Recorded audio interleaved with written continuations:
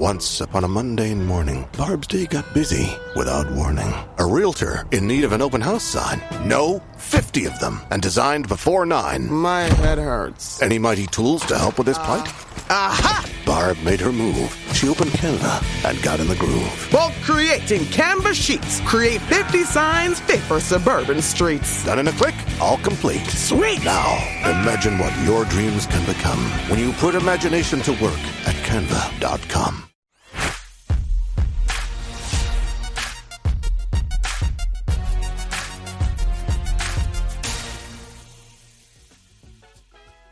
What is going on, everybody? Ryan Leary and William Tincup here with another episode of The Barf. Mr. William, what's going on, brother? Having a great day. Great Are day, you? Ryan. Yeah. Are you? Yeah. Yeah. You know why? Why? I got a lot of work done yesterday. Like an inordinate amount of work done. I feel like there's a soundbite about to happen. Like, whoa. Dude, I mean, you have the same type of list. You know, it's never ending, and you never kind of get done. Mm-hmm. But this is one of them where I almost got done. I'm proud of you, man. Oh, it was nice. I am, you know, in the 15 years we've working together, you're almost done some shit. That's good.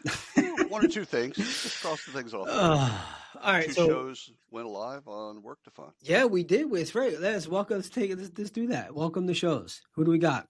So we've got from salary.com, we've got HR Data Labs with 233 episodes, and Payroll Baddies, which is a global payroll play show. And that's, I think, 33 episodes, almost 300 episodes, a little bit less than that. That's beautiful. Welcome to the network. Boom, boom. Yeah, what I want to know is how, and I'm talking to you, Payroll Baddies, how do I get this outfit? Oh, yeah. I want the outfit. I want the chain. You saw that they gave Pete the chain. He was on the show. I saw a photo of Pete. He had the bling. He had the bling. I'm like, dude. I'm just saying. I want my big chain. However, for the audience, go and take a look at even if you're not into Payroll Baddies. Yeah, go take a look at the show because they have 6 hosts. And they're all experts. Like one of them is like the go-to-market leader for SuccessFactors or SAP SuccessFactors for payroll. Like, these aren't. No, they know what they're doing. They know what they're doing. So I just don't know if the velour suits are gonna. Dude, I had one. Can't do that. I had a Puma suit. I had a Puma suit in the early aughts that was bought for me, and it was velour top and bottom. It was greatness, super comfortable. See, when you had that velour suit, it was actually in style. No. This would have been 06, 07. Okay, all right. No. I got it way out of style. But there is a funny story about I was in Houston, and I'm wearing a trucker hat and the full suit, and we go see Bernard Hodis. Oh, Bernard Hodis. Okay. I thought you were talking like a band or something. Oh, no. We went and saw Bernard Hodis. Okay. And I had like stripper glitter and ashes and just all kinds of shit all over myself. And they hired us. Velour suit, stripper glitter, and ashes. There you go. Dude, I mean, you know, if you show up like that and you act like that, occasionally it breaks your way. Yeah. Not everybody can pull that off. All right, man. We've got a lot of shit to talk about today. Well, you got some good stories here. Yeah. You ready? So let's do it. You want to kick us off? Yeah. This is a quote. So this is in breaking news. So this is the B of the barf. All right, this is a quote. So I'll start with that. I'd say it's going to be a long time before it's good at physical manipulation. So a good bet would be a plumber. For mundane intellectual labor, AI is just going to replace everybody. And this is Jeffrey Hinton, a former Google neural network expert, the godfather of AI, on which types of jobs are more at risk for AI displacement. And this is Business Insider, so you can read the whole article. But the first thing when I read that is I'm like, okay, so that tracks a lot of things that we know. Mm-hmm. But what is mundane intellectual labor? Is that just a fancy way of saying repeatable? Yeah.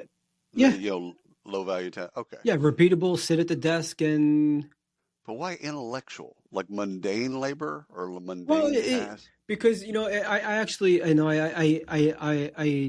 tracking with this because a task is repeatable Right. or mundane doesn't mean you don't have to be smart or have an intellectual kind of See, I've always thought the opposite. yeah, like I mean, like That's an elitist right there. I'm yeah, sorry. You said mundane and intellectual in the same sentence. I'm yeah, like, I did, yeah, they don't go together. yeah, I'm sorry. yeah. No, I mean, they could, they They do, could. they do, They could. but I no, think he's just talking down I'm to vibing people. with this. I get it. So here come the plumbers. I guess is the net. Yeah, yeah, Good and for them. a whole bunch of them. All right, so Walmart adds real-time AI translation and task guidance to its associate app. Yeah, so every associate in the store has a phone. They're not just texting. It's a Walmart app, right? Tell inventory, all this type of stuff. Well, now it translates languages into 44 different languages. Genius. This has been a problem for Walmart. Well, all retail. All We talked retail. about Home Depot, the last store, Yeah, about being able to go and then them being able to look at, yep, this is exactly what it is, yeah, blah, blah, blah. Here it is. yeah, We have four in stock, all that stuff. This is just that next level of that game of exactly. being No, able it to say, exactly is. so like I know Spanish-ish, Mm-hmm. but not fluent. So like someone comes up and they start talking to me, it's like I could just hit the little button This and is yeah, dude, and this is the way to fix that. Now, so here's that's cool. yeah, so here's how the app, well, not how it runs, but here's a couple numbers on the app. So 44 languages are supported. Hmm. They have 1.5 million U.S. associates are now on and can access the AI tools. Oh, that's cool. 900,000 associates are actively using the app, and it fields over 3 million questions a day from the floor of the store.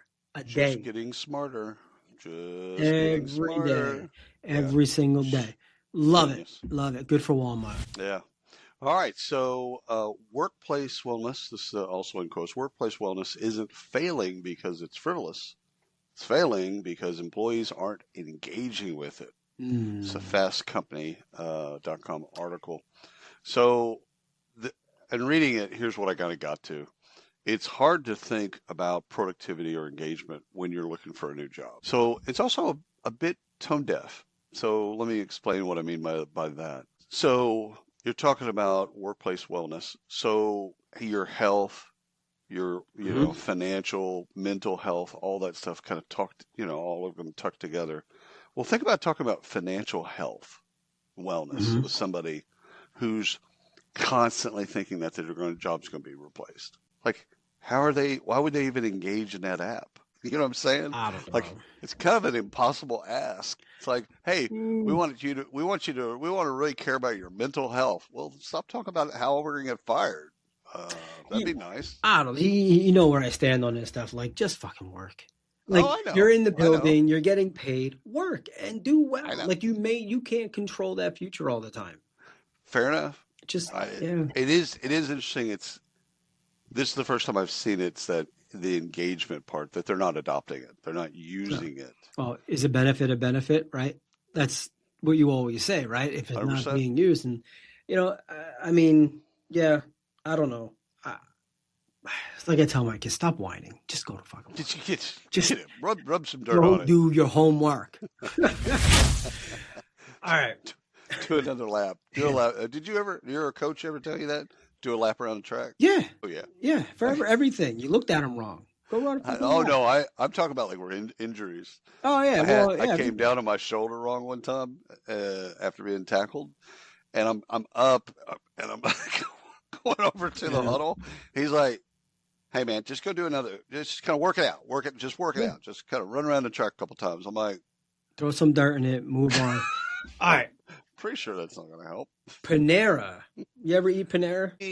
Only a couple times. If I took the advice, not my favorite. If I took the advice of some investors and bought stock in the shit that you buy, the amount of food my family buys from Panera, I'd be doing pretty well. They love their mac and cheese. I don't know. I don't eat this shit. Interesting. Anyway, So Panera, a franchisee Yeah.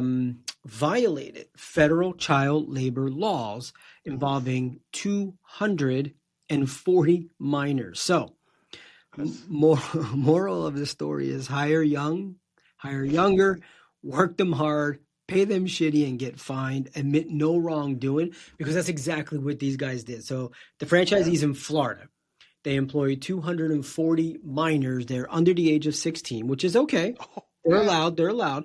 However, they violated the labor laws on the capped hours. So 14 I and got you. 15-year-olds have certain number of capped hours. You can only work 3 hours, I think it is, during the week, during school sessions, and then like 20 hours or 18 hours for the total week, and then like 40 hours in the summertime or when school's not in session. They didn't follow that, of course. They just kept working them and paying them, but working them anyhow. So they did a consent decree. So they I didn't. wonder if the kids cared. This is William Tincup, and I'd like to talk to you a little bit about Indeed FutureWorks. Ryan and I attended the conference last year, and we created a limited series for Indeed where we talked to their customers. Great stories around TA and how they use Indeed to the max. So check it out. It's just Indeed FutureWorks 2024. You could search for it wherever you get your podcasts. Thanks. No, they didn't care. They were getting paid. They don't care. My No, daughter. I'm thinking about is this a victimless crime? Well, this is how it ended, right? So, Okay, a $600,000 fine. They signed a consent decree. that's nothing. No, it's nothing. They admitted no wrongdoing. They agreed to pay the fine to move on, And they're going to do it again. and probably not, because I'm sure the fine would double at that point. However, No, but if it's just about maintaining hours, if that's the only thing, hire like you more can hire people. 50. Yeah, that's what I'm saying. Like they can manage that part. Yeah. You just hired their friends. The fact that he had 240 kids working, I never real. I know they have to hire a lot, but I didn't realize it was that much. That's an Epstein number right there. Yeah. Oof, Good oof. Lord. Move on. Next story. Well, you know what? Child labor laws was one of the original regions that we have trade unions. I did not know that. Because way back when they were, I mean, this was like 6 and 8 year olds, like type shit, working in steel mills, Mhm. and they unionized. And Got that, it. like the federal government's like, hey, listen, come on, the 6-year-old shouldn't be handling the blowtorch. Yeah, well, they could. Dial that back a little bit. Ay. So yeah, good for them. All right, executives are sending mixed messages to workers about the pros of using AI, while the cons include workforce reductions to make room for AI. About right. Right? That tracks Axios.com. Do you want to take that? I've been thinking a lot about this lately, actually. And it reminds me of Animal Farm. You remember reading Animal Farm? I've Orwell? seen, yeah. Mm-hmm. Basically, the words keep changing over time. That's the bit. Is as you move forward in the book or whatever, you the words for everybody start changing, and it reminds me of like, okay, AI is the future. Okay, that's a we get that. Use AI every single day and whatever you do at work. Sorry, you lost your job. You know what I'm saying? Like it's the levels of like of hype. AI is the future. Oh my God, it's changing everything. No one's going to argue with that. That you should use AI every day in your job. Whatever you do, you're a secretary, you're the VP of sales, whatever. Use AI. And then the next thing will be the carpet being pulled out from underneath people. That AI will replace their job. Same old boring story. Do you work, get paid? Yeah, well. How's it? Live long and prosper. How's that go? Live long and prosper. I'm not a Star Trek guy. There you go. Oh, yeah. All right. Can't hate him. So this one should probably be in research, but I wanted to put it in here because it's probably not breaking news. It's just funny to me. Half of employees secretly dial back working during the summer. This found by Glassdoor. So, are you surprised by this? I'm trying to think of the number being higher. Yeah. Like, So, all right, who's working harder in the summer? Yeah. All right. Let me run through those numbers you ask, right? Okay. Gen Z, dude, Gen Z's not even hiding this. 64% admit of 21 to 25-year-olds admit that they're basically just like, I'll circle back with you in September, bro. Like, that's it. So let me give you 49% of employees intentionally reduce their work efforts during the summer. 64% did that one of the 21 to 25 pullback. 56% of workers aged 26 to 29 also admit to pulling back. But our friends, the boomers, 39% of workers over 45 say that they scaled down slightly in the summer because we care. We care. I'm not a boomer, just saying. But I am over 45 and I so care what's your about work. theory on the 21 to 25-year-old, why they 64%, why they they're still living college at that point. They're exactly correct. 20 to 30, actually, they haven't grown up. K through 12, they had their summers off. K then through they got 18? into college. Yeah. And then they got into college and they had their summers off. Yeah. So they get their first job and it's like summers are off. Summers are off. Yeah. No, I will say, like, so, I mean, I'm not ancient. I'm 47, right? So that's pretty fucking ancient. no, I don't think about that. Although, what was it? It was like a year ago I realized I was actually a year younger than I thought I was. I remember that conversation. Yeah. You'd been lying to yourself. I have been, yeah. Which I always had. We came up last night. Somebody said that they were like a year younger or something. I was like, oh, that happened to me. Like for whatever reason. Anyhow. I couldn't tell you my age to save you my life. Yeah. Don't even think about it. Yeah. Oh, and anyhow, in the summer for me, it becomes a little tough because I've got 3 kids at home. My wife's a teacher, so literally everyone's off. All of the sports, all of the stuff, and That's so distractions. It's and it can feel like I'm on not working. Like it's what it. So if I'm not down here in the office, it's very easy to get distracted. And I've often thought about getting out of the house during the summer. Well, you did that for a bit. I did, I think it was pre-COVID. Yeah. Yeah, I've often worked from the kayak too. I mean, that's. Well, that's I was talking about when you went with Mark. Oh yeah, over to the office. Yeah, and that was fine. But then I had to drive 20 minutes each way, and this is an easier commute. It is. So anyhow, all right, you ready for one? RTO policy may cost HSBC an estimated $200 million as the bank considers whether to secure additional space for workers based in cities, including London and Bangalore. This is Bloomberg, so you can kind of trust this. So, optimism isn't sunshine and rainbows. It's fixing things, changing the way we fix things. It's running the world on smarter energy. Because if optimism never stops, then change can't either. GE Vernova, the energy of change. Visionary voices, bold breakthroughs. This is Shally's Alley, where top recruiting minds spill their best-kept secrets live every Friday at 1 p.m. Eastern. Raw, unfiltered conversations on sourcing, hiring, and the future of talent, where we ask the tough questions no one else will. Tune in and level up. Yeah, this doesn't make sense to me. Spend the $200 million on AI and eliminate the need for offices. Like just to reroute the money. Why are we going and getting more office space and creating all that? Just spend it on AI. I don't know how I feel about this. You know what I mean? Like, but $200 million. When I read that, I'm like, even to a big bank like them, that's still a number. It's a big number. It's a big number. I'm lost on this, man. Like, I don't want to be in an office. I get it like this. Other than young people. Yeah, I don't know who does. This is my office. However, I don't think it's bad that a company wants employees in an office. I don't know. Yeah, I don't know. I think people are just fighting it too much. It's real simple for me. It's flexibility. We have an office. Right. If you want to be in the office, fantastic. Come in. If you want to be at home, fantastic. You want to work 4 days a week, do. Whatever. As long as the job gets done, That's Why right. would I care? Yeah, no, I think, I've thought about this part a lot. There's a lot of debate, can you build culture? Can you not? Can you do this and all this? I think we need 10 years. We need 10 or 15 years in this model. Yeah. Then we'll be able to, and it might be completely wrong and everyone goes back. And that's okay too. I'm going to go ahead out I'm going to go out on a limb. I don't want you to saw the branch off.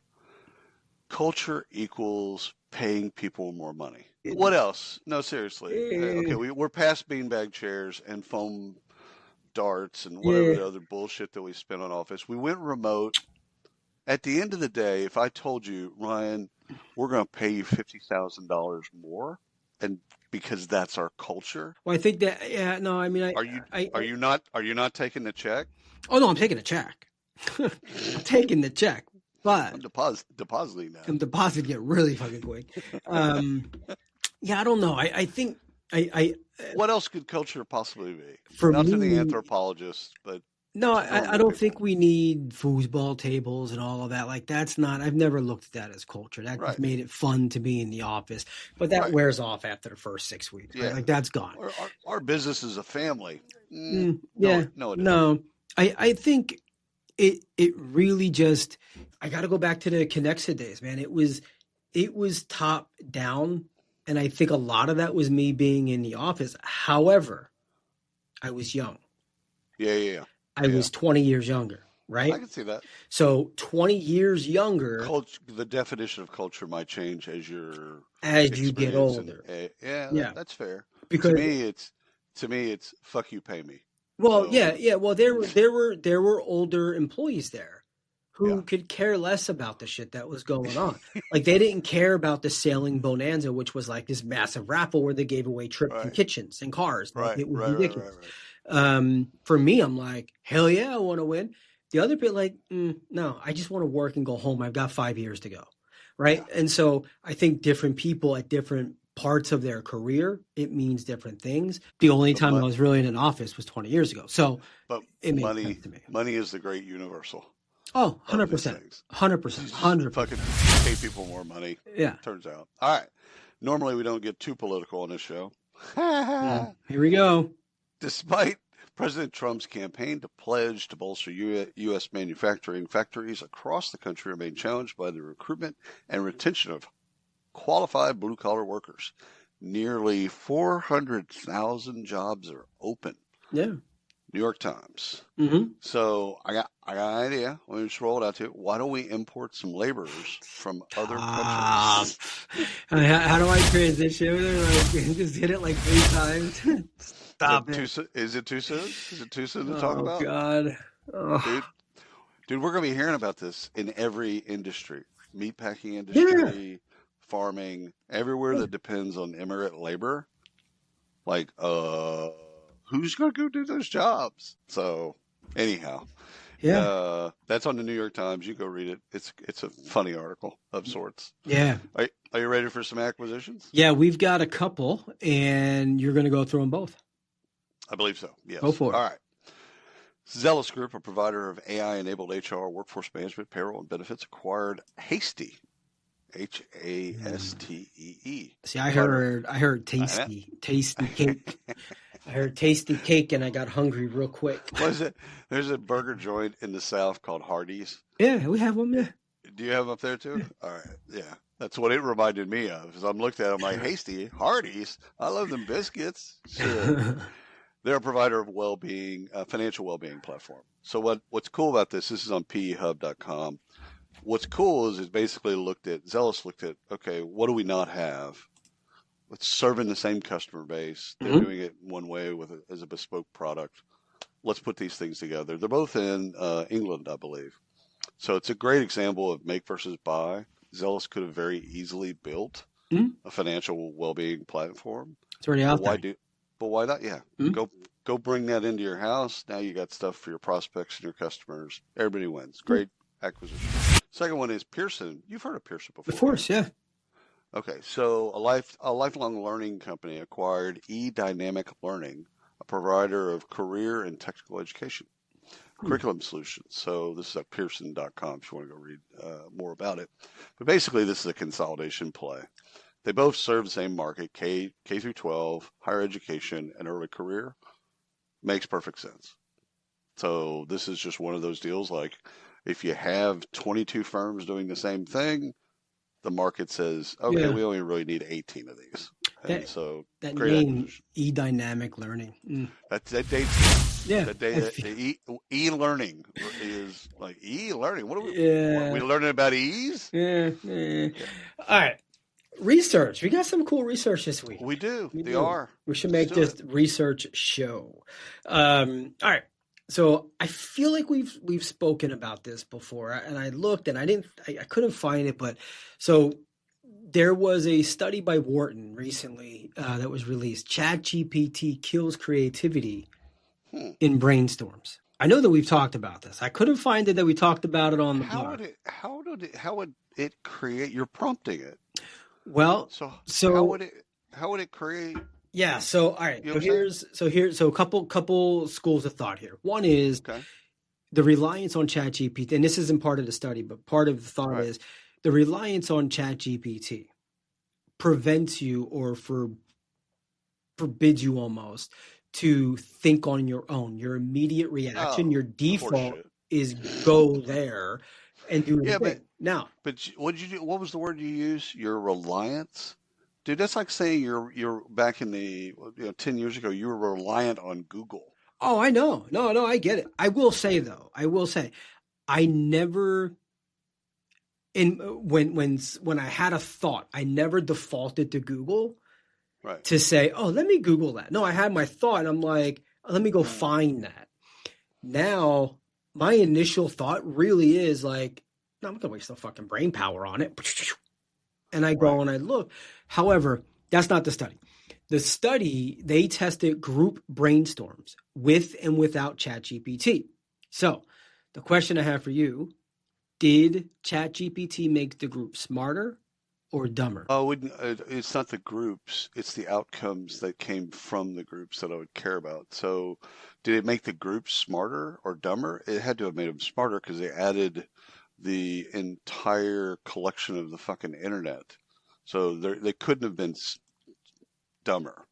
Well, now, did it actually increase the value of the outputs of the brainstorms?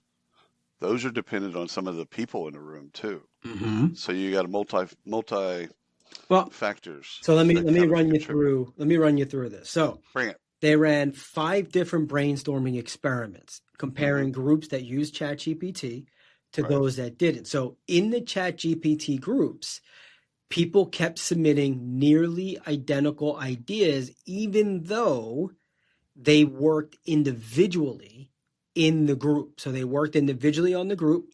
They had a question a task that they had to do, and it came back with a similar answer. So here was the task: come up with a fun toy idea that uses a brick and a fan. So the ChatGPT assisted participants mostly pitched the same version of what was called Build-A-Breeze Castle, which is a toy where a fan blows air through the castle built with bricks. 9 out of 10 people in the group came back with the same exact idea. Homogeny. Interesting. The human only group, so no ChatGPT, so they worked individually and then came back as a group and then put together the thought outside the box. The thing. They all came up with completely different concepts and they had multiple different toys. I can see that. Yeah. I can see that. I mean, it's still in a nascent form. ChatGPT, all these models are. Yeah. And so I can see that they're prompting it in much the same way, which is kind of setting them up for failure. Correct. If it's not personalized and set up properly, you're not prompting it in your way. Like mine's going to be very different than yours, but not 100%. Everyone uses it like everyone else, right? Some people just use it to ask a question, but they're going to get a Google response at that point. Well, see, you could easily go through that bit and then at the end of it go, I want this idea to be an idea that no one else has thought of. Maybe. You know what I'm saying? Like you can keep prompting it until you can get to something unique. Yeah. If you're good at prompting, if you're creative. Well, they didn't do that in this test. Fail. They didn't do this in the test. Which, by the way, I didn't bring the story, but did you know? And we have to talk about it. We'll talk about it later. 50% of people that work in creative fields identify as neurodivergent. Not shocking. So Yeah. the number is actually higher. Probably. Because of where does creativity come from? Mm-hmm. Creativity generally speaking, comes from brokenness. Right. Being misunderstood, having all the things that Mm-hmm. make you neurodivergent. Duh. Like if anyone thinks Picasso was like fucking normal, you should probably read. Yeah. Again, any of your major artists in any of the arts, Right. they all had stuff going on. Yeah. So but there's that I didn't shock. bring that stuff, but yeah, that was interesting. I think that number is much higher. In actuality, I think that number is much, much higher. Could be. All right. This is kind of a similar tangent. Artificial intelligence, AI, in workplaces has no significant negative effect on employee well-being, according to a study by the Scientific Reports. So that's nature.com. You can go find the article. I have a really hard time believing this at all because of what we've talked about, FOBO, fear of being obsolete. That has to create stress. That stress has to go somewhere, whether or not we like it or not. So how is that not showing or rendering as a negative thing in engagement or productivity somewhere? Stress has to go somewhere.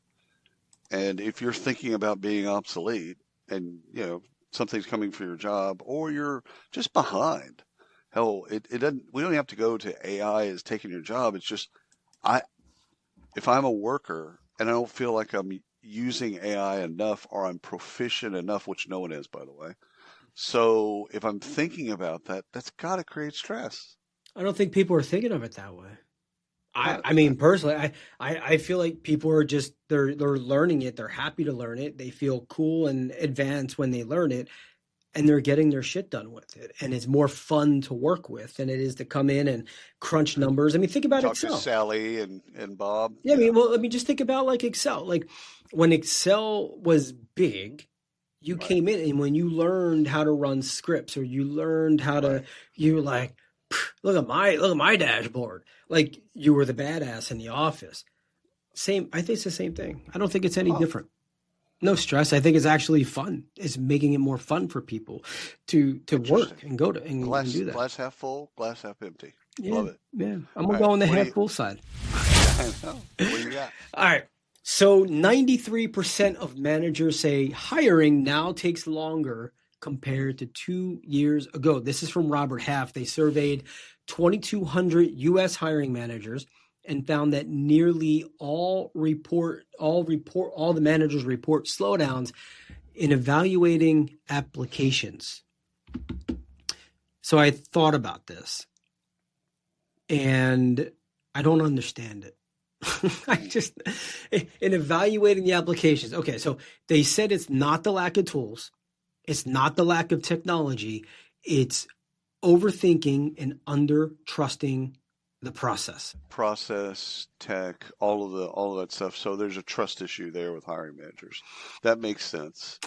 I also think that what's going on in macroeconomics is also making that take longer. So we have a job opening. All of a sudden we just did a riff.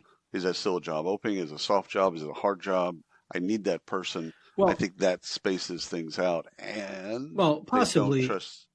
Possibly, but here's what the report found though. The report, I'm gonna give you some stats.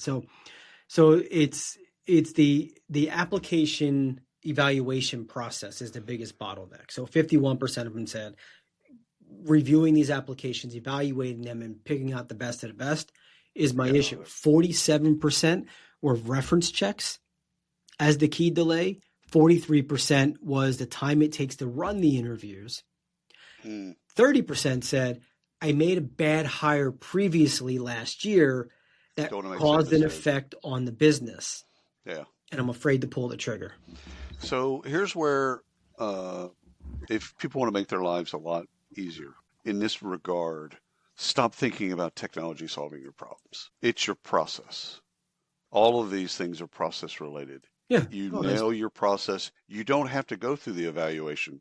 Throw a dart, pick a technology, and put it on a great process, and it'll work. So it's they're drowning in applications and Yeah. salespeople and marketing, and everyone's talking about how they're the best. Now they've got to go figure out who is actually the best.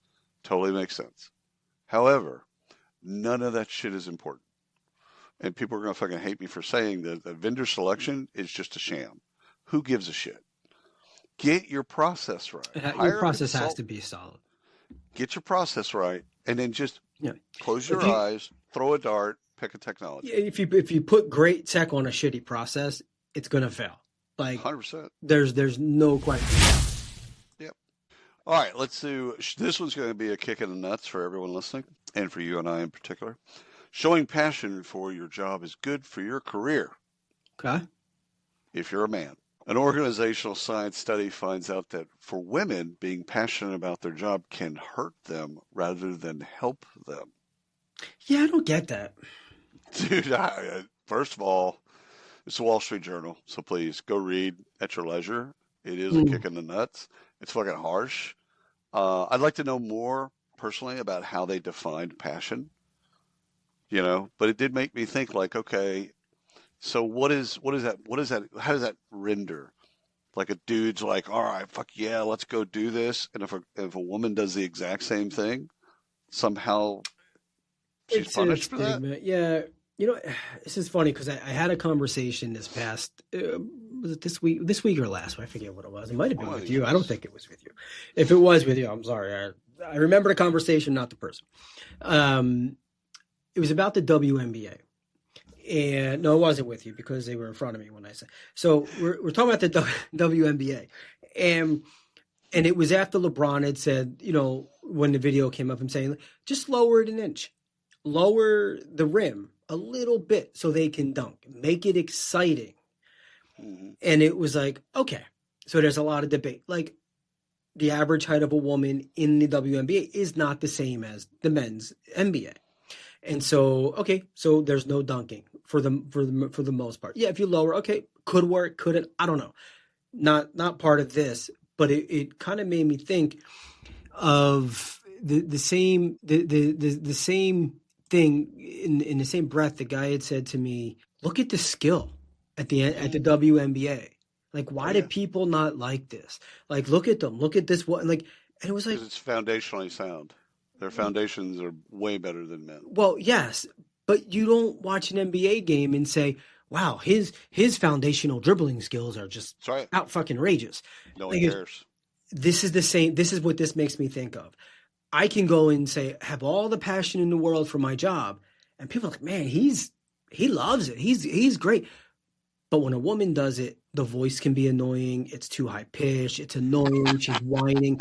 I'm not saying. I'm just saying like this is the perception that I've come across, and I think that's an excuse. It blows my mind. All right. So Glean, we talked about Glean not once, not twice, but this will be the third time.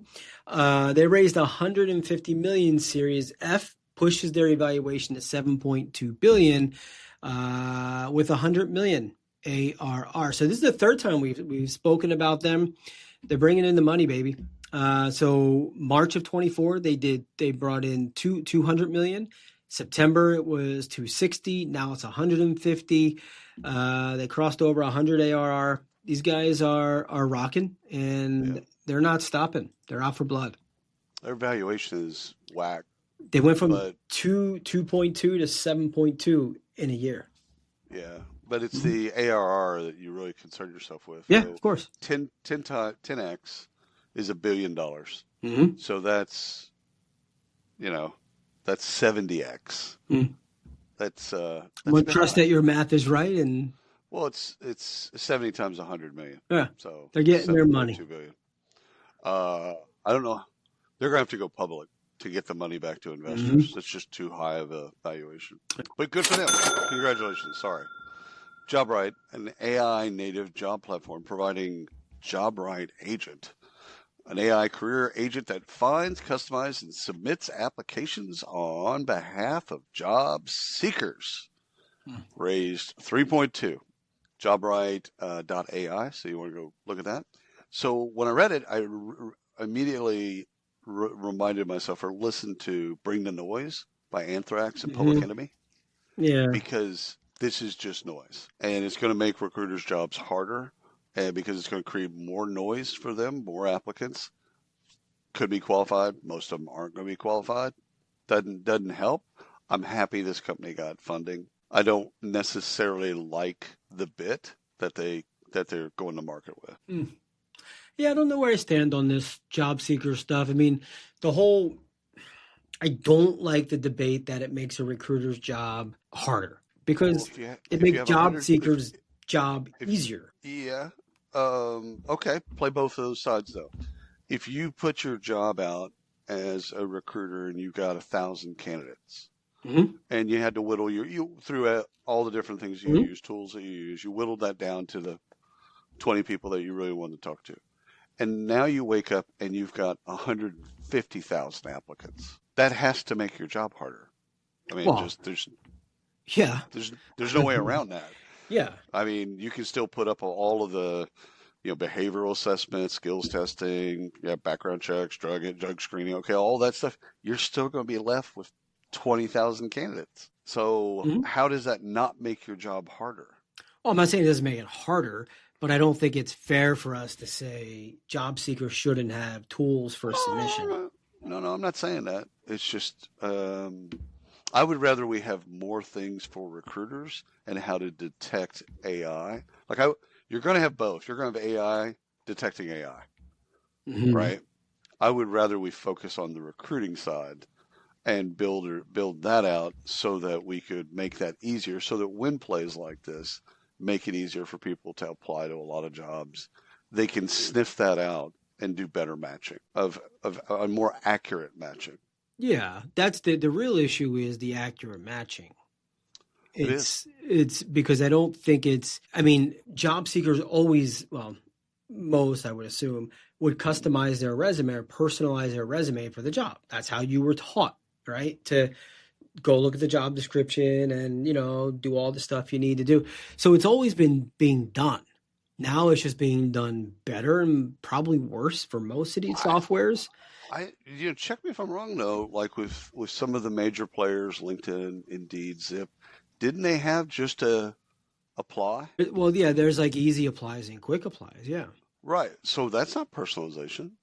No, not at that, but traditional resume submission. Oh yeah. You would customize your resume. So it's the same idea. It's now just being done with technology for you. Yeah. Like this is actually when you read into this, you don't have to. You just set up your profile. Yeah. And it goes and finds it and does it for you. Yeah. Now it'll be abused. I get it. 100%. It's going to be abused.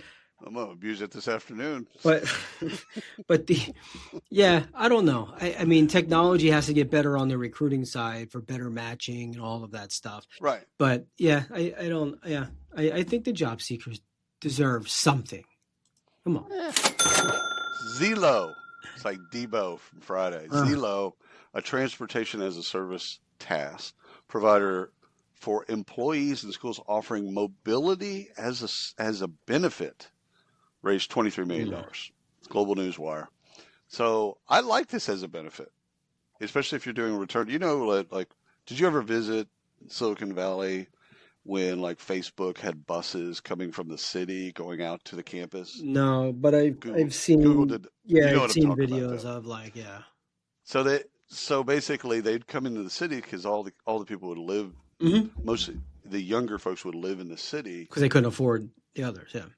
Right. So but the office is out, so they would come in and basically they had their own bus lines, and so like I like it as a benefit. Again, if people will use it, it could make the RTO pill more palatable. So if I got to go to an office, but you're going to provide a bus that has Wi-Fi, and I can unpack and like read a book, do something, be on my phone, whatever that. You know what?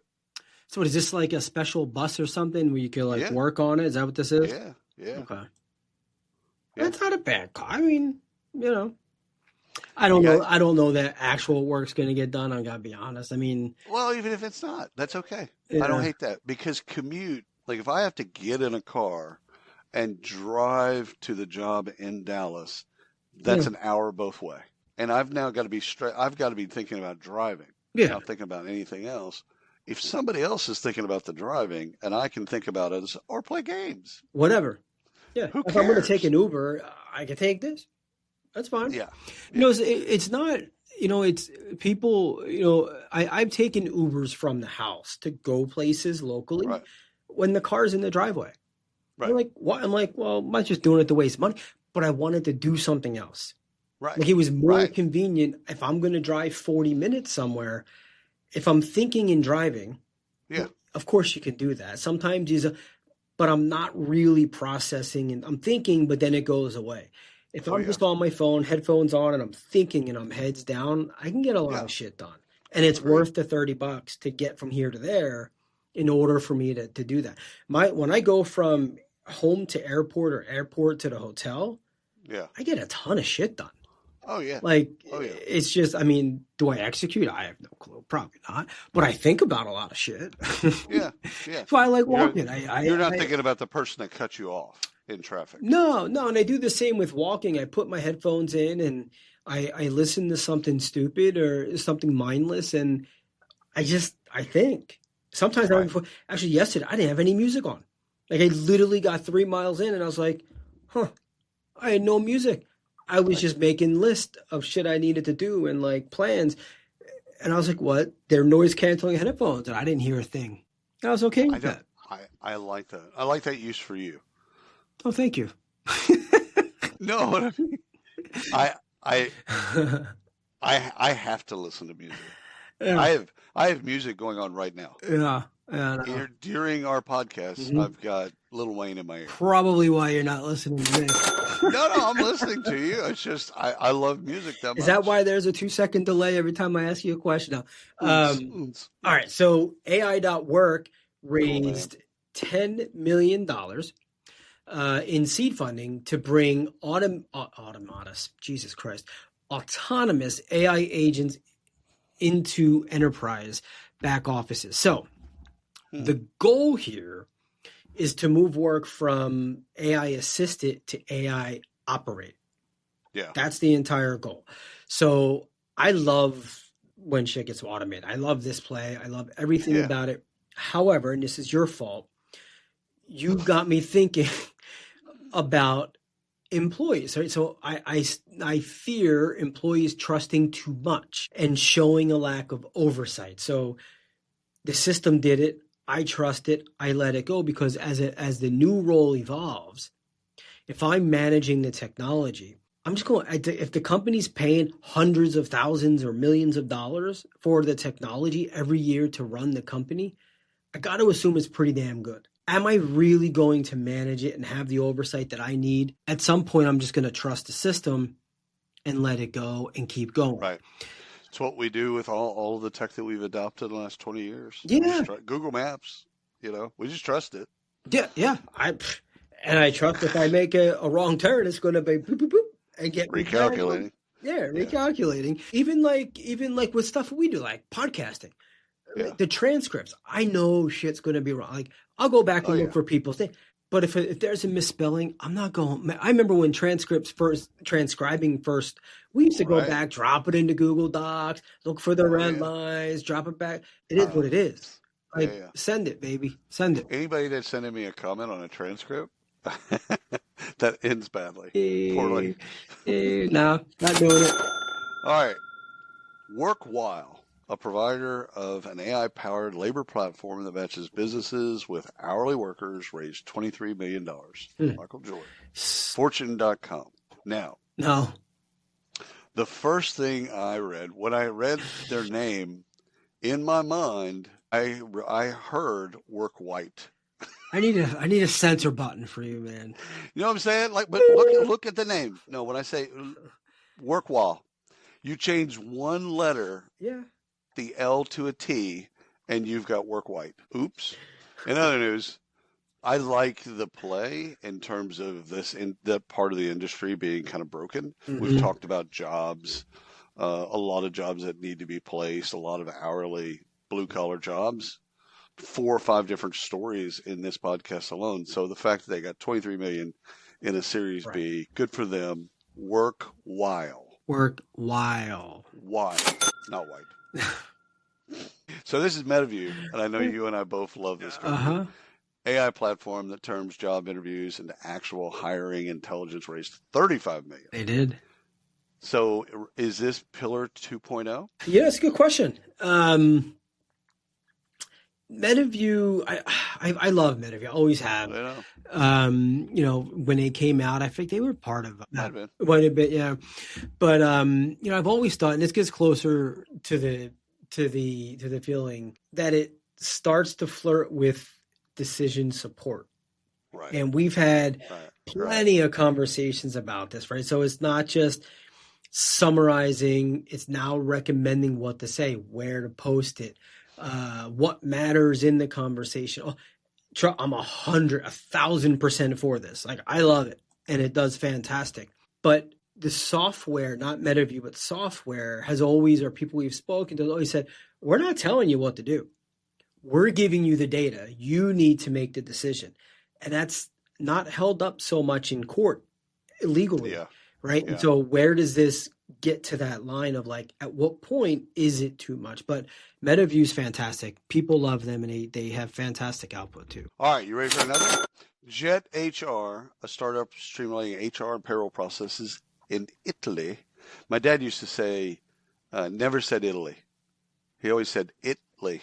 Italy. It was one of his, I don't know how you grew up. I've heard a lot of people say Italy, yeah. Italy. It's just like skipped some letters. Anyhow, they raised 25 million euros at Axios.com if you want to look it up. I love country-specific solutions like this. And Jet is a pretty cool name. It is a cool name. It is a pretty cool name. I don't hate that. Yeah.